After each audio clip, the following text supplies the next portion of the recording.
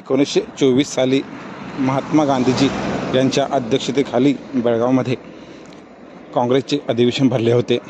या अधिवेशनाला यंदा 100 वर्षे पूर्ण झाली आहेत। या निमित्ताने बेळगाव शहरात 26 ते 28 डिसेंबर या कालावधीत भरगच्च कार्यक्रमाचे आयोजन करण्यात आले आहे। या निमित्त वीर सौध सजविण्यात येत आहे। वीर सौध याच ठिकाणी काँग्रेसचे हे अधिवेशन भरले होते। त्यानिमित्त वीर सौध तसेच सीपेड मैदानावर भरगच्च कार्यक्रम होणार आहेत। काँग्रेसच्या या अधिवेशनाच्या पार्श्वभूमीवर बेळगाव शहर सजविण्यात आले असून विविध ठिकाणी विद्युत रोषणाई करण्यात आली आहे। तसेच देशभरातील मंत्री, खासदार, आमदार आदींना आमंत्रण देण्यात आलेले आहे। या कार्यक्रमाला खास करून काँग्रेसचे राष्ट्रीय अध्यक्ष मल्लिकार्जुन खरगे,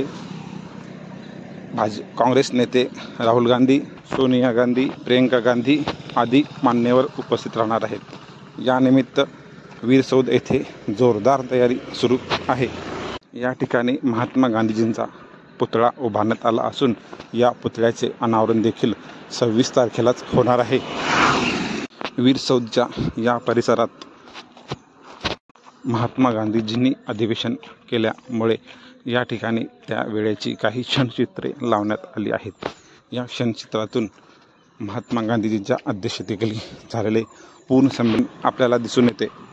महात्मा गांधीजींच्या बरोबरच या अधिवेशनात सरोजिनी नायडू, जवाहरलाल नेहरू आदी मान्यवर देखील उपस्थित होते। त्याच कालावधीत या ठिकाणी एक विहीर खोदाई करण्यात आली आहे। त्या विहिरीला फक्त त्या काळी 4,500 रुपये खर्च आला होता। याचबरोबर वीर सौधचे सुशोभीकरण देखील करण्यात आलेले आहे। शहरभरात महात्मा गांधीजींचे बॅनर लावण्यात आले असून स्वागत कमाने देखील करण्यात आलेले आहेत।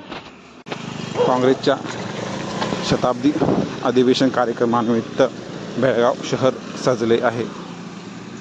हा नेत्रदीपक सोहळा पाहण्यासाठी बेळगावकरांना एक संधीच चालून आली आहे।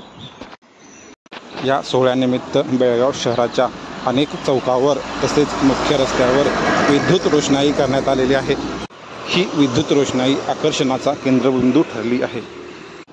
मुख्यमंत्री सिद्धरामय्या व जिल्हा प्रशासनाच्या मार्गदर्शनाखाली बेळगाव शहरात सजावट करण्यात येत आहे। बेळगाव शहरवासियांना देखील या कार्यक्रमाची उत्सुकता लागली आहे।